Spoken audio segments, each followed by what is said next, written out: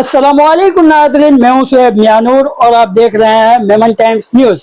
जैसा कि मैं आपको बता दूं, आज मुंबई के मराठी पत्रकार संघ में मुस्लिम एसोसिएशन वेलफेयर की तरफ से एक पत्रकार परिषद की बैठक रखी गई। इस प्रेस कॉन्फ्रेंस में मुस्लिम समाज के लिए रिजर्वेशन के मुद्दों को लेकर बातचीत हुई और खास तौर पर यह तवज्जो दी गई कि जिस तरह से दूसरे राज्य में मुस्लिम समाज को रिजर्वेशन दिया जाता है, उसी तरह महाराष्ट्र की सरकार से भी हम निवेदन करेंगे कि महाराष्ट्र सरकार भी मुस्लिम लोगों के लिए रिजर्वेशन का बंदोबस्त करे। आइए देखते हैं हमारी इस खास रिपोर्ट में। सर, क्या कहना चाहेंगे आप और मुस्लिम समाज को एक तो बहुत अच्छी शुरुआत है।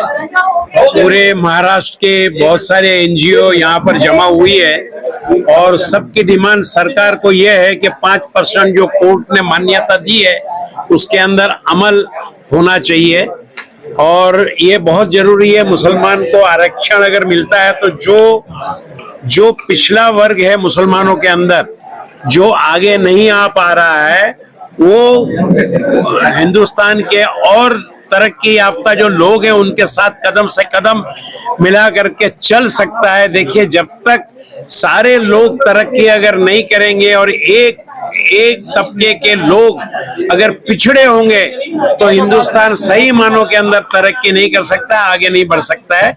इसके लिए जरूरी है कि सारे तबके के लोग जो हैं वो तरक्की करें, आगे बढ़े। यहाँ पर हर लोगों ने अपनी अपनी बात रखी और मुद्दा आरक्षण का था। आरक्षण को लगने वाली चीजें मुझसे बेहतर सभी लोगों ने बताई जिसने इस एजेंडे में काम किया। मैं सिर्फ इतना चाहूंगा कि आज जहां पर भी जो चीजें होती है, इसमें कहीं ना कहीं हम जिन लोगों को रहनुमाई करने देते हैं कौम की, वही हमें कमजोर करते हैं। क्या आज विधान परिषद हो, स्वीकृत सदस्य हो, सरकार ये एक ऑप्शन रखता है और मुस्लिम समाज के नाम पर वहां पर विधान परिषद पे स्वीकृत सदस्य को लिया जाता है म्यूनिसिपालिटी। क्या वो स्वीकृत सदस्य भूल जाता है कि जो कौम के नाम पे तुम्हें पद मिला तो कौम के लिए तुम्हें कुछ देना है? वो आमदार भूल जाता है कि वो उसके काम पर नहीं, वो एक समाज से बिलोंग करता है, इसलिए विधान परिषद दिया जाता है। और वो विधान परिषद का फायदा समाज के लिए क्या करता है? सब लोग अगर इसी तरह अपनी मफाद को करेंगे तो कौम का हाल क्या होगा? जो कौम अपने साथ खड़ी है, जो कौम में अपन पैदा किए, उसको अपने को कुछ देना है, तो हम और आप क्यों एक साथ नहीं हो सकते कौम के लिए? और हमारा और आपका एक ही चीज है कि मुस्लिम समाज जो पिछड़ा हुआ है, मुस्लिम समाज पिछड़ा हुआ है शैक्षणिक में, जो तो हमारे बच्चे आज परेशान है, इनके लिए हमने राष्ट्र मांग रखी है, जिसने हाईकोर्ट ने भी हमें मंजूर किया है। 5 सियासती पार्टी बोलती है कि हमें आरक्षण देना है, लेकिन एक सियासती पार्टी बोलती है कि हमें आरक्षण देना नहीं है। तो फिर ये 5 सियासती पार्टी उनके साथ रहती क्यों? जिस समाज पे जिन लोगों को बैर है, उन लोगों से अपन भी एक राब्ता कायम करना चाहिए और अपन अपने साथ जो है अल्पसंख्यक में भी जो नेता हमारे आरक्षण की, हमारे हक की बात करेगा, वही नेता हमारा रहेगा। इस प्रकार की भूमिका हम सब लोगों ने मिलनी चाहिए, इतना बोलूंगा। देखिए, हमारा महाराष्ट्र गवर्नमेंट से ये डिमांड है कि मुसलमान आरक्षण जो 5% हाई कोर्ट ने मान्य किया था, उसके बाद कोई भी गवर्नमेंट ने उसमें अमल बजावनी नहीं की है। और जो पिछले साल जब हमने आंदोलन किया था, महाराष्ट्र के मुख्यमंत्री एकनाथ शिंदे साहब और उप मुख्यमंत्री अजीत दादा पवार से हमारी मुलाकात हुई थी, तो उन्होंने कहा था हम मुसलमान आरक्षण देने में तैयार है, लेकिन एक पॉलिटिकल पार्टी है जिसकी मान्यता नहीं है, बीजेपी की मान्यता नहीं है मुसलमान आरक्षण देने की।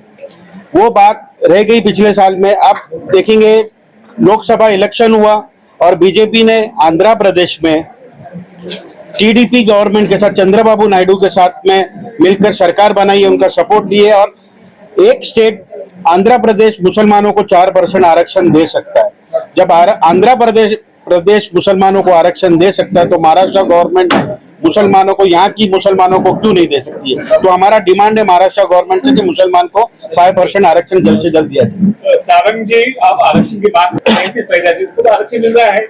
नहीं, देखेंगे, हम इकोनॉमिकली बैकवर्ड मांग रहे हैं। मुसलमान हम जो आरक्षण मांग रहे हैं, आज देखेंगे सारे रिलीजन जो है मजहब में मुसलमान बहुत इकोनॉमिकली बैकवर्ड है, आर्थिक स्थिति मुसलमान की सबसे पिछड़ी हुई है, उस आधार पे हम आरक्षण मांग रहे हैं। महाराष्ट्र के तमाम जिले के अंदर तमाम लोगों को मिलकर, तमाम लोगों से बात करके, उसके बाद हम गवर्नर के पास जाकर, गवर्नर से बात करके चीफ मिनिस्टर से बात करने वाले।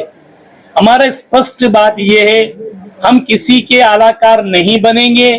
इस बार का असेंबली इलेक्शन जो हमारे मुद्दे के लिए काम करेंगे उन्हीं को हम वोट देंगे, चाहे कोई भी हो, कोई भी पार्टी हो, हमको परहेज नहीं है।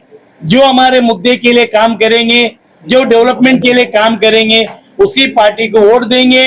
अगर हमें 5% जो हाईकोर्ट ने जो मान्यता दी, अगर वो चीज हमें नहीं मिला तो हम रास्ते पर आकर आंदोलन करने के लिए मजबूर हो जाएंगे। उसकी जिम्मेदार इस हुकूमत पर होगी।